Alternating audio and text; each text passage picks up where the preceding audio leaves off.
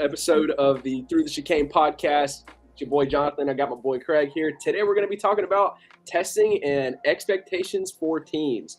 So there's a lot that's been going on with, leading up. We've got 10 days until like the first race of the season. So pre-test is wrapping up. And so, with the new season Drive to Survive that's also out, there's a lot to think about when it comes to, what are some expectations for, that's everybody that's involved. So I don't know what you kind of have as a to start us out, Craig, but why don't you throw us into it? So I know, like I said, there's a lot going on with expectations, and so give us a little bit of a rundown. So I did basically watch all days of testing. I woke up at 2:00, and I basically watched not the whole thing because it was boring. It was testing. They were running laps, but apart from kind of. And I'm watching through F1 TV, apart from broadcast and shenanigans, which I like. Yeah. Not much exciting happened. There were McLaren, Williams. Those are the two that stick out for me, of teams that kind of sat in the garage the whole time. Yeah. And, or not even gonna say sat in the garage the whole time, but kind of were missing out on laps and stuff like that. So there was those guys. Wow, Yeah. the mic was all the way over there. I'm sorry. Oh, there we go. You're a lot There we go. I was so asleep. I'm just Let's wake up. Come on, baby. I'm just looking at it. I was like, wait, let me wrap back around. But yeah. So McLaren and Williams were the only two teams that kind of everyone noticed were in the garage longer than most other teams. You know what I'm saying? Everybody would go in their garage and they were in there for time to make changes for their car. But as far as those two, they were very low in laps. Multiple days, so that's the only thing that stuck out. So that's an expectation to watch early on to kind of see if they'll have issues going on. It's almost like a be good or bad, right? So it's funny, watching the new season of Drive to Survive that recently came out, the episodes that focused on McLaren. I mean, Zach Brown sounds super positive. I mean, reading what happened with testing with them, even though they sat in the garage for a little bit. They're saying that cars performed as predicted. So, it seems like from what Zach Brown has been commenting on, it's a good foundation for them to develop their car, to develop, a better, or at least more of a rise up into the, top 3 or top 5. Right. And so it's okay. And part of me thinks that they're going to be really, really battling for the constructors. I mean, you have Red Bull, Mercedes, and Ferrari, but out of the ones that are kind of towards the bottom of the podium, right, I think McLaren will be one of the teams that actually has a more consistent performance. Without a doubt. Because with the driver lineup that they have, and Norris is, fantastic. So he had a great run last season.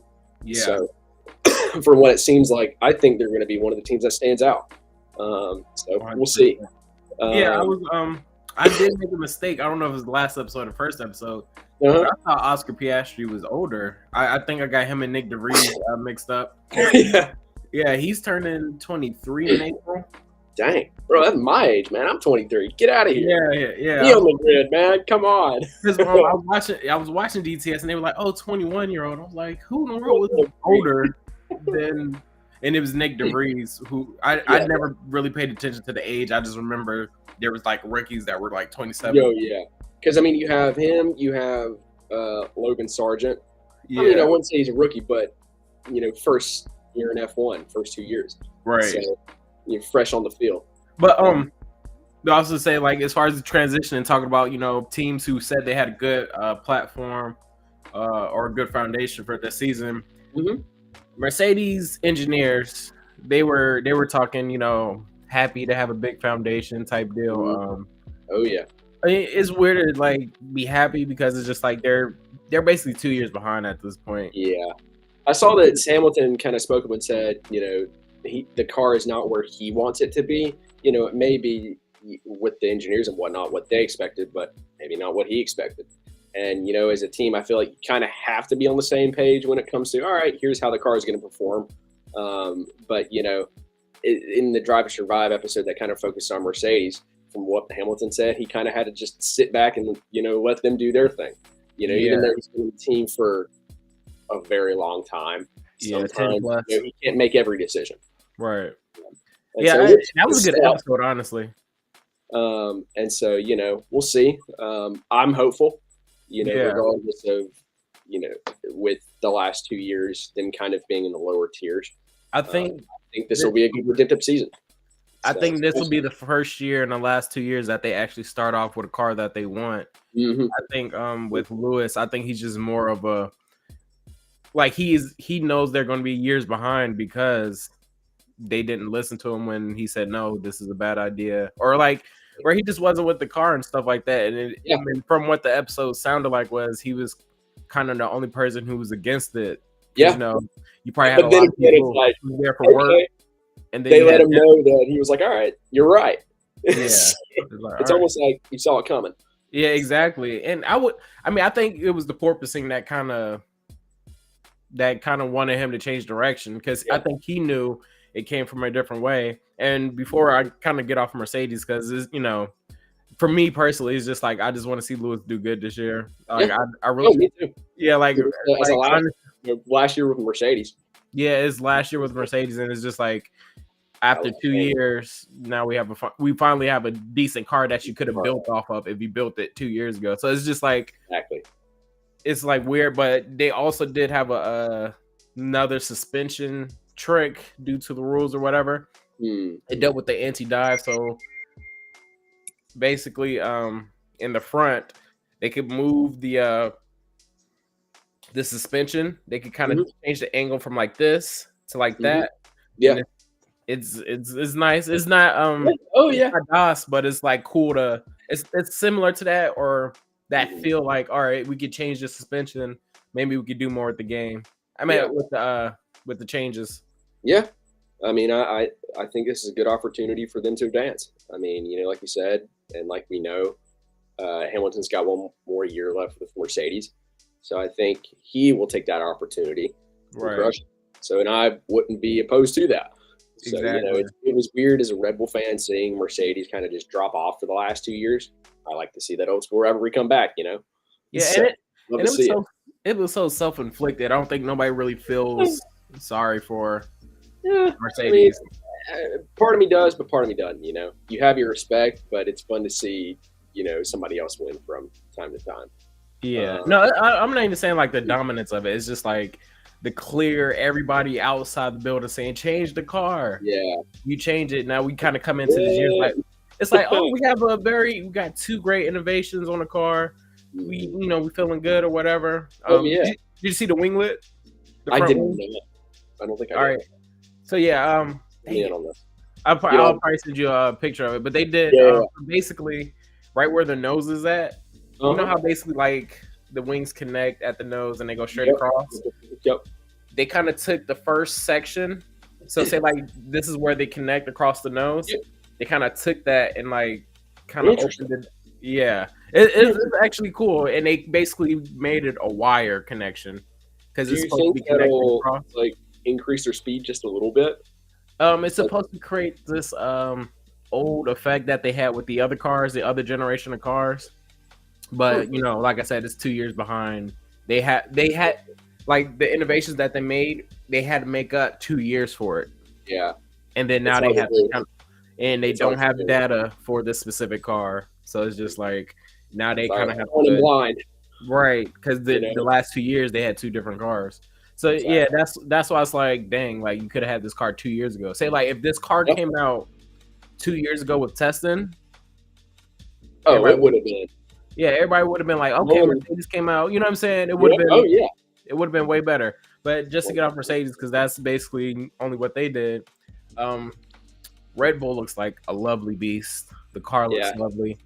From what I see, they took the W14 and the old Ferrari scoops and kind of basically matched them together. The design of the car was basically, and it was like, and all the memes from like months ago on my like YouTube shorts, where like the Adrian Newey memes, and it was like literally from like 8 months ago. It was like, oh, Adrian Newey, I could fix that. Sam from Holes, like Adrian Newey looking at the W14. Oh yeah. It was one of those memes. I loved it so much. It was funny. Yeah. These were just like when it was making a joke, like, "Oh, I could fix that," and he really fixed it. I mean, hey, Yeah, the design of the car was lovely. Apparently, what Max is saying. So. Yeah, I mean, yeah, you can go ahead and say what you gotta say, but I like looking at it. If they dominate this year with that car, I'm not gonna be mad or not surprised. It looks so beautiful, bro. It looks different, like a little bit. Like if you put them side by side, it's like, okay, interesting. It looks a little bit, I won't say fatter. It's like longer.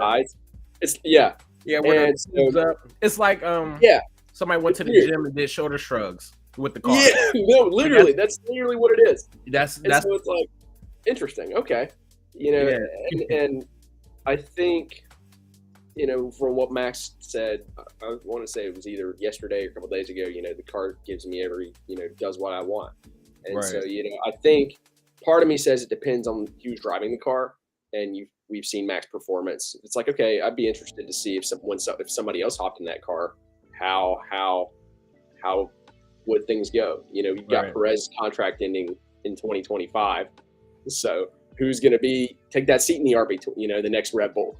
Yeah. So, no, after watching Drive to Survive, I think that gave us insight on what Red Bull wants. I think they want Daniel Ricciardo in that seat. I think they're honestly done with Checo. I think they're using this year. Huh? It is unfortunate because I love Checo so much. I do, but I just don't think he could have. Like, he just can't get grips with the car. I think that's really all it is. Yeah. But so I think they really just want Daniel to be in the car this year. I wouldn't be opposed to that. No, I'm not saying like move him if Checo starts driving bad. I'm thinking more like having Daniel in the RB car. They want. We're just gonna call him the RB. That's what they came across during the show. They was like, RB. So I think they want him just so next year he like already be, used to driving again.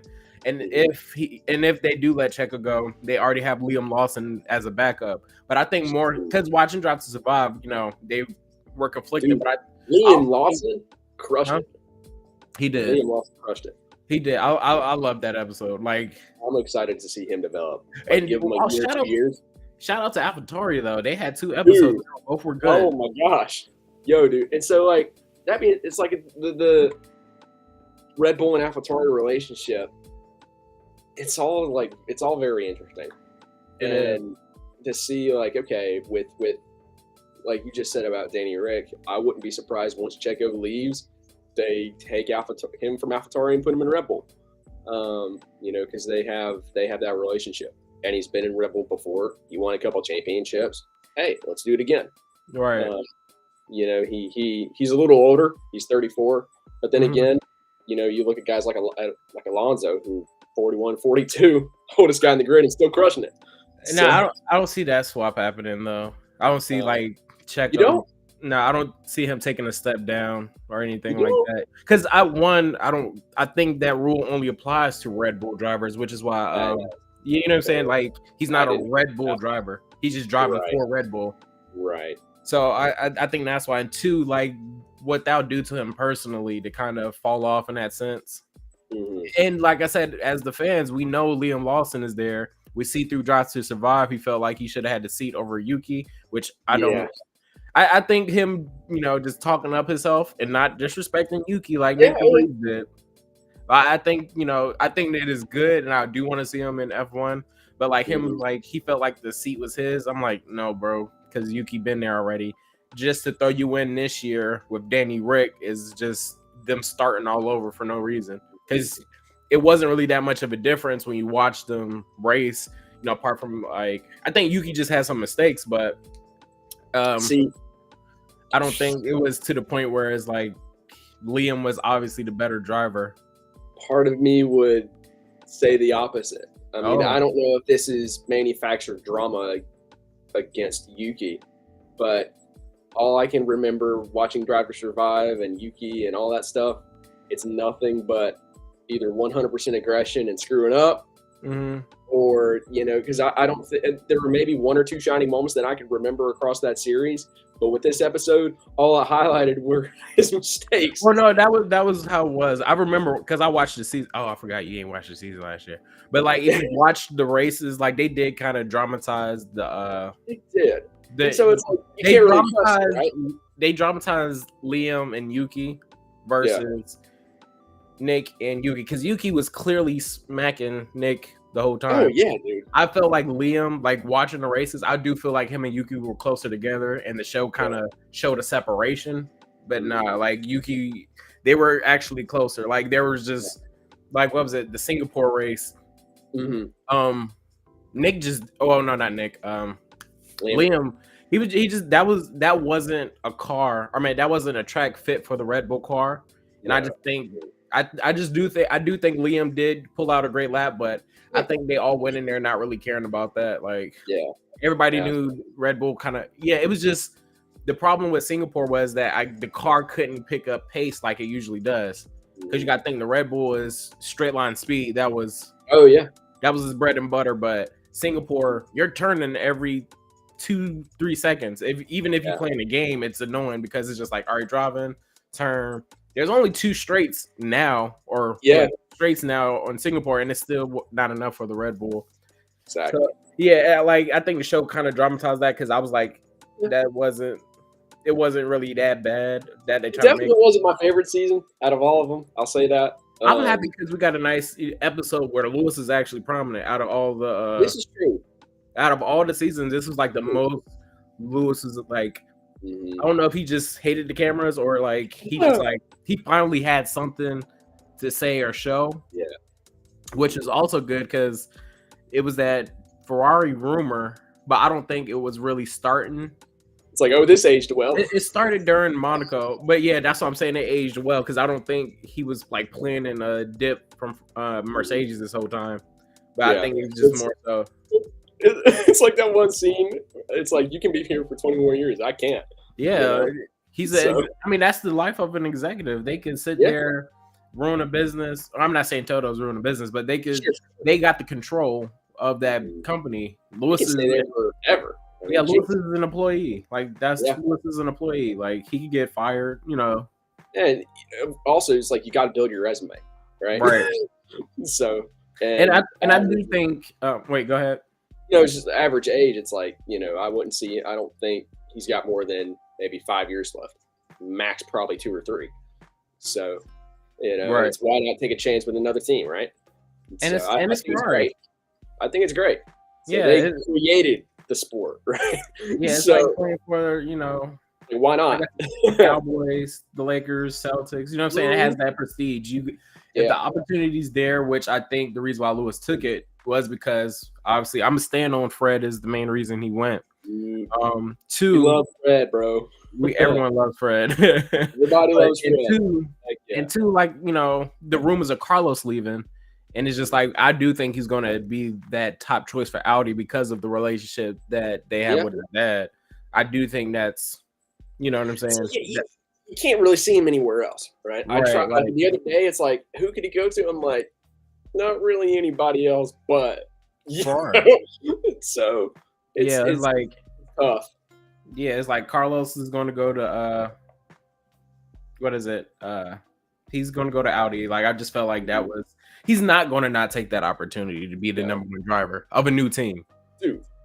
Freaking take a chance. Come on. Is that and Lewis is like he's not getting any older, and now he has the opportunity to go to Ferrari, which he said he would be open to. I think the previous team principals and owners probably didn't really kind of extend them. I don't know, but I do know this new regime with this new CEO and Fred Vasseur being there, they have been very adamant. Like, we want Lewis Hamilton to drive a Ferrari. Like, you know what I'm saying? Yeah, oh yeah, dude. Like it seems like Ferrari as a team and as a company would want Lewis now versus the previous owners. So, and to tie on to that, from what it seems with testing with Ferrari, tire degradation is not a problem. So I think it is not. So, and that was that's another thing with testing is like I said, apart from the two teams, McLaren and Williams being in the garage the whole time, or like having extended times in the garage. Nobody really broke down like during practice that caused a red flag. A drain did pop up, but it was more like the side drain where the water goes in, I think. Yeah. It wasn't the manhole cover like Vegas. Yeah, nah. But it was one of those weird traumatizing moments. Like, oh, now drains are going to pop up on all the surface now, just for no reason. Going to give everybody PTSD on the track. It's like, oh frick, when's it going to happen? Wait, what was that? What's down the track? A drainage? No, it's a bird. Man. Yeah, dude. Yeah, but that happens more often. I'm gonna be like freaking pissed, bro. Come on. Like karma is crazy. Thanks. Oh, yeah, but yeah, it wasn't really too much, craziness as far as testing goes. Yeah. It's like, I feel like the what is it? The commentators on F1 TV kept it interesting, but yeah. I mean, it's like, all right, that's part of the reason why I watch it. So. They made it fun and interesting. I will say, I gotta shout this out. Will Buxton's comment on Haas: knife to a gunfight. They're bringing a spoon. They're bringing a spoon. I've seen more memes from a one-liner from a docu-series ever, and the comment, man, it's hilarious. Like. That's the first time people was like, "Oh, Will Buxton finally said something quotable." It's always like, I was like the obvious. But he's like, this dude, freaking, he didn't just roast him. He buried him in the ground, bro. Like, come on. And I don't like how they get on him. Like, he's not the one editing it. He probably, because they ask him questions and they're just like, oh, yeah, like, this is how, he's probably explaining something, but they probably taking the most basic thing. Oh, yeah. To give it to people. I'm like, no, why y'all be hating on Will Buxton? And everybody's complaining about, like, don't, hate the driver, hate Haas, man. It's like, that's their problem. They're bringing a spoon. Bringing a spoon to gunfight, man. He said it with so much disgust. It was so bad. It's like, man, it's like, why deserve that? But at the same point, hey, sometimes it just sucks to suck. Right. So, bringing a spoon. Bringing a spoon, man. Literally. Yeah, and but no, also Sauber looks good with the green and fluorescent. From what Bottas was saying, because it's like, new car, completely new car has been developed. Things have improved. They seem like there's like, from what it's looking at statistic, 50% better than last year. And so because says they've stepped up. So we'll see. I'm excited. It's a Red Bull replicate. Yeah, that's really what it is. I mean, I'm not mad about it, but I think they just went with this look because they're focusing on 2026 with Audi. Mm-hmm. Like, I think Sauber is just kind of existing right now, not in a negative sense. We're in the development. I do think they want to be. Yeah, I think they do want to like be competitive, and I think last year with the new team principal come in, I think he just did not care. About like the previous car, because like I said, we have to acknowledge when a new principal comes in, the first half of the season is last year. Yeah. So I think that's kind of basically what it was, and I think all the upgrades or whatever improvements they made to the car last year was just like, hey, let's see what we can do. What happens, right? Yeah. Right. So I'll say Sauber should be more competitive. They should be better than Alpine. Huh? I wouldn't be surprised. Yeah. So I think the only team that they said who fell on flat on their face was Alpine. Yeah. But like I said, that's still last year's. They did say top engineers are leaving, but who knows if that's just hiring or they're actually leaving. We'll have to wait and see. Yeah. But we'll have to wait and see once upgrades come. So Alpine is apparently in the first half category. You know what I'm saying? Oh, yeah. First half category as well. Yeah. So yeah. It's interesting because you read the general headlines, everybody seems optimistic regardless of, it's things are positive, but work is to be done. It's like the general consensus with pretty much everybody except for the couple outliers like Red Bull and, a little bit with Mercedes. But kind of everybody naturally says, all right, it's great. Drivers are optimistic. Everybody's optimistic, but obviously challenges. So with Alpine, from what it seems like, drivers are confident. So, and watching the driver survive, it's like, all right, here's what's been developed. Let's get it on. So I think it'll take a minute for them to build their way up, but probably half a season. Yeah. So, like I feel like there's 2 or 3 teams that are in that half a season category. Yeah, it's like Alpine, and then maybe like AlphaTauri, and then maybe throw Williams in there. It's like the three or four that are in the kind of similar same boat. So, or on the same track, no pun intended. I do think Danny Rick will pull out some big laps and big races with that RB though. Yeah, I'm excited because he was topping the timesheets a couple of times. Mhm. I don't think they were pushing, but I don't think they were trying to make a statement like, "Oh, we got a fast car." Yeah. I think after a while in testing, they was just like, "Let's see what we can do now that we kind of did our long runs," or you know what I'm saying? Oh yeah, yep. And I think the reason why a lot of teams are confident is because there were no new changes to the regulations. So everybody kind of knew, like, okay, everybody's now happy-go-lucky. Or the F1 person who's designing the cars and the regulations, like the director of ops or something.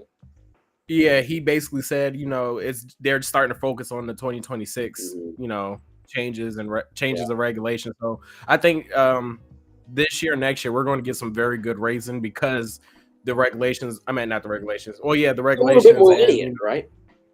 Yeah, they're not. Yeah, they said they'll make more adjustments rather than changes. If that makes sense, kind of fine tune stuff. Yep. So it not completely slam everybody down with new laws and it's like do's and don'ts. It's like, all right, we're going to keep it, but we're going to go like a little bit more, make a little bit of tweaks here and there, but not crush everybody and, make a repeat of 2021. I think that's what it is. And I think Red Bull has run away with the regulations so far. It's like, why even try to change anything? Yeah. Because I think this regulation was like a short span. Like I think it's 22, 23, 24, 25. Yeah. So only 4 years. Yep. I think most regulations are 5-6 years, but is it okay? Yeah, I didn't know that. Because they'll make like changes like the last era of cars, the V6 era. Those were kind of the same era of cars, but you could tell it was an evolution. Yeah. Of the past generation, if that makes sense. Yep. But these were like all new cars, shapes, designs, and stuff. That's what I meant. So these are kind of like the most. That's the best way to put it too. Where my hands are at, it's kind of the most short range of regulations that we're having. They're like, we're not really going to change it. 2026 is around the corner. Because also, I think like they don't want to go too far and have it bite themselves in the butt, right? So even though it's like, all right, we're the FIA, we don't want to kill ourselves. So because we saw that's not the from the last couple of years. It's like that's Formula One. That's not the FIA. Yeah, the FIA make the rules for them, but the Formula One kind of designs the generations and the concepts of the cars.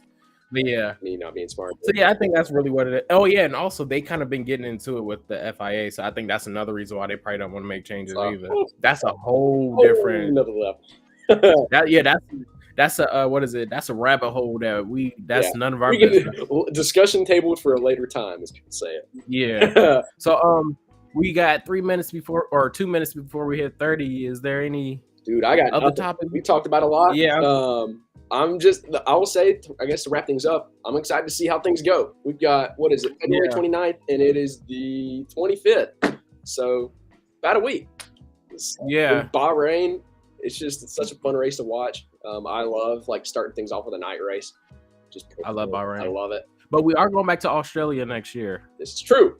So if it's not Bahrain, it has to be Australia. Though. But I think that was more of a. I think that what they're doing with the schedule, they're kind of trying to keep everything as regional as possible. Yeah. I think that's why we're going to Australia, and that's really where we started. Yeah. Pre-COVID too. Yeah. So, yep. Yeah. Well, dude. I mean, if you want to go to Australia to watch Lewis, I'm also up for that. I'm trying to make it out to a race at some point before I die. Like, I don't know where it is. Well, out of country, preferably. That's what I'm saying. Preferably out of country. Out of country. I was like, some way. If I'm scratching tickets. Oh yeah. If I'm trying to scalp ticket Austin, camp out there and be like, yo. Yeah. Come on, baby. Because that's the only American race I'll go to is Austin. This is true. So it's for me, it's that or Miami, just with distance and such. But Miami, low key. I do know a couple of people in Miami, but I don't. Yeah, yeah. I mean, it's like female, so I don't know. It's like, hey, I'm about to be a nerd for a week. You want to let me go to this race and stuff because let me and they're the type to go out and party and stuff. I'm like, I just want to go to a race. I just want to Keep it classy. be over here. Like, yeah. Keep it 100, bro. Y'all can live your lives. I'm just here. I just need a place You to can have sleep. fun. I just need a place to sleep. That's all. Facts. But Well, yeah, I think we're huh? Are we about to wrap up? What's going on? I was about to just wrap up and close it up. All right, let's do it. Yeah, I've been the one to wrap us up and throw us in. So how about you close us out? Yeah, because I watched all the practice. So as far as expectations, I think Red Bull's still gonna kind of run the table for a while. I do think Ferrari will be better and faster than Mercedes. I do think the top 3 or 4 teams, the big 3, and then McLaren. I think I don't know what's going on with McLaren because they can say all things are good, and then because they were in the garage for a long time is what I'm saying. So who really knows? But I do see those 4, or I do see those 4 being the top teams. I do see Mercedes, Ferrari, and McLaren fighting, depending on what track it is, for 3rd or 4th place. Yep. Unless Checo has another season like he had last year and gets demoted, because I do think if they throw Danny in there, he's going to kill it. But everybody else, we'll have to see what Aston Martin does. But yeah, apart from those, the top 4 teams, I'm not seeing no crazy numbers or nothing crazy happening early on this year. So out of the ordinary. So let's see how the first 2 or 3 races go. Time will tell. So do you want to do that? Just see how Bahrain and Jeddah goes. Yeah, have a little introduction and then kind of check in with like you said, the first 2-3 races of the season. Have like a intro to the season update. Yeah, because they're back-to-back weeks. So if you kind of just want to, if you just want to do Bahrain and Saudi and kind of collectively come back for that gap week, we can. Let's do it. So hold on, let me see what week that is. Yeah. This I know Bahrain's the 29th through the 2nd. And then Saudi Arabia is literally that next weekend. So yeah, baby. Probably about the 14th or 15th, we'll kind of collectively come back. Yeah.